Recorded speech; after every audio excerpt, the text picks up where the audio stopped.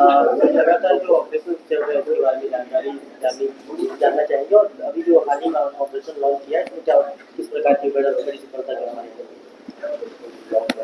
छत्तीसगढ़ एवं महाराष्ट्र का सीमावर्ती अबुझमाड़ क्षेत्र में प्रतिबंधित एवं गैर कानूनी सीपी माओवादी संगठन की उपस्थिति के आसूचना के आधार पर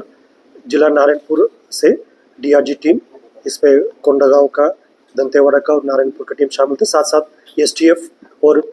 इस इलाका में तैनात बीएसएफ एवं आईटीबी के बल द्वारा एक संयुक्त अभियान संचालित किए गए थे। अभियान के दौरान दिनांक 23 सितंबर को शाम को 4 बजे से लेकर लगातार अनेक बार माओवादियों और सुरक्षा बल के बीच में मुठभेड़ हुई। मुठभेड़ के पश्चात इलाका का सर्चिंग के दौरान 3 वर्दीधारी माओवादियों का डेड बॉडी रिकवर किए गए थे, जिसकी शिनाख्ती अभी डीकेएसएफसी मेंबर रूपेश, डीवीसीएम जगदीश और पीपीसीएम सरिता के रूप में हुई थे। डीकेएसएफसी मेंबर रूपेश मूलतः महाराष्ट्र का रहने वाला है और डीवीसीएम जगदीश बालाघाट मध्य प्रदेश का। और जिस इस मुठभेड़ के पश्चात आर्म सबमिशन में हमें एक AK-47,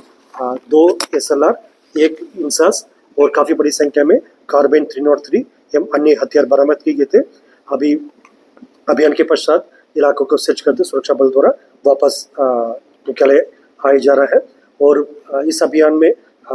जो हमारा सुरक्षा बल सदस्य द्वारा काफ़ी कठिन भौगोलिक परिस्थिति के बावजूद अबुझमाड़ क्षेत्र का काफ़ी एक घना जंगल इलाका है, जो विपरीत परिस्थिति को भी, चुनौती को भी देखते सामने करते हुए भी काफ़ी उत्कृष्ट स्तर का अभियान संचालित किया, जिसके परिणाम स्वरूप काफ़ी अच्छा रिकवरी भी हुआ। और वर्ष 2024 की यदि हम बात करेंगे,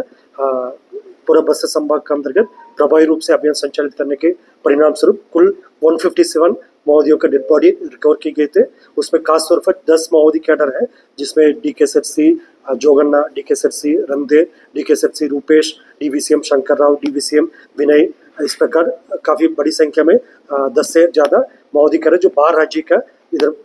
दंडकारी इलाका में जो सक्रिय थे, उनका डेड बॉडी भी रिकवर किए गए थे। और अनेक मात्रा में जो ग्रेडेड वेपन्स है, AK-47, LMG, इंसास, SLR, इस प्रकार का ग्रेडेड वेपन भी लगभग 32 से अधिक वेपन इस अवधि में रिकवर किए गए थे। यदि हम अबुझमाड़ की बात करेंगे तो वर्ष 2024 में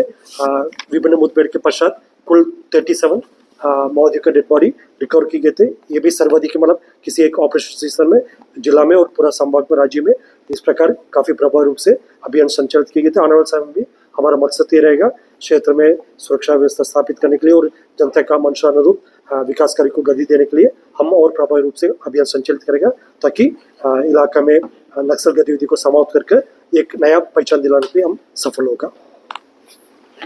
सर, रूपेश के बारे में जानना चाहेंगे। नक्सल लीडर रूपेश काफी चर्चा में, कितना एरिया था उनका, कहाँ तक उनको कवर करते थे?